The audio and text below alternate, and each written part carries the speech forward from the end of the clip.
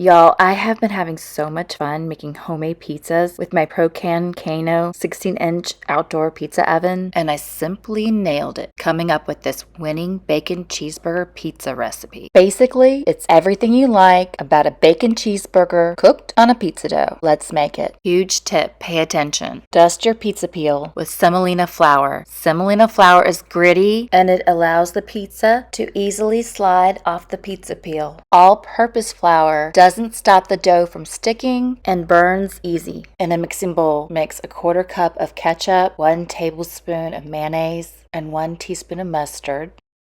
Add a thin layer of the burger sauce on the pizza dough. Keep it thin, do not make it thick. Top with mozzarella cheese, cheddar cheese, ground beef, bacon, onions, and pickles.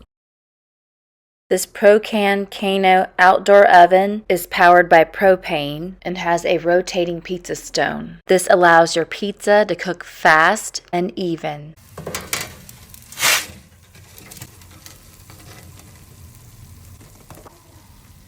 Now how good does this look? Wow. Guys, I'm just telling you, this is good. For more recipes, please follow A Fork's Tale or visit aforkstail.com.